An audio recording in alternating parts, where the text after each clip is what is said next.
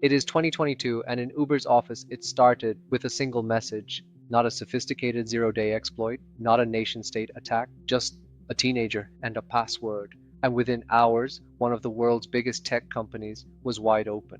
This is the story of the Uber breach. In September 2022, engineers at Uber began noticing something strange. Internal systems were going offline. Slack messages appeared claiming the company had been hacked. Even their internal dashboard completely compromised. And then this message appeared for everyone to see.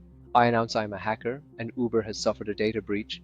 This wasn't subtle. This wasn't hidden. This was loud, bold, and intentional. So how does a global tech giant fall like this? It didn't start with code. It started with people. The attacker launched a classic technique, social engineering. They targeted an Uber contractor and repeatedly sent multi-factor authentication requests over and over again, push notification after push notification, until finally, out of fatigue, confusion, or pressure, the user accepted. And just like that, the attacker was in. But getting in wasn't enough. The attacker needed control. Inside the network, they found a PowerShell script. Inside that script, credentials, hard-coded, no encryption, no protection. That single discovery unlocked access to privileged systems, including admin-level tools. From there, everything escalated. The attacker didn't stop at access. They went for visibility. They accessed internal Slack, Google Workspace, code repositories, and security dashboards. Even Uber's bug bounty platform was compromised. At one point, they had access to almost everything, and instead of staying hidden, they made it obvious. Why? Because this wasn't just a breach, it was a message. The attacker was linked to a group known as Lapsus, not your typical cybercriminal organization. No stealth, no long-term persistence. Instead, fast, aggressive, high-impact attacks. They targeted companies like Microsoft, Nvidia, and now Uber. Their style? Exploit people, move fast, expose everything. Uber quickly responded. They shut down internal systems, revoked access, began incident response. Fortunately, there was no evidence of sensitive user data being exfiltrated in this incident. But that doesn't mean the impact was small, because what was exposed was something deeper. Weakness, not in technology, but in security culture and design.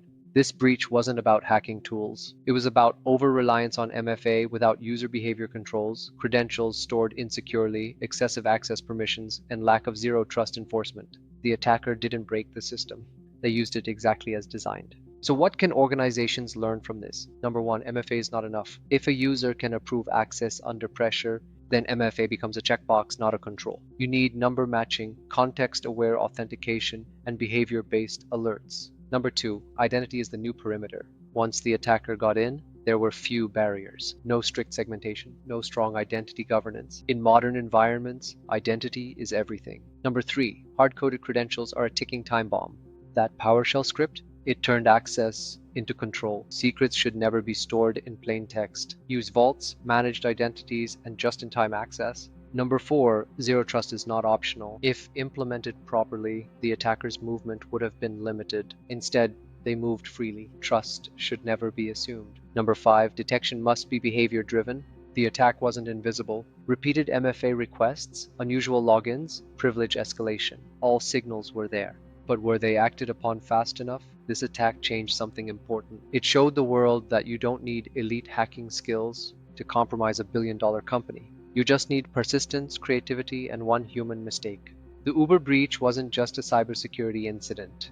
It was a wake-up call, because in today's world, the weakest link is no longer the firewall. It's trust. If you found this story insightful, don't forget to like, share, and subscribe, because the next breach might already be in progress.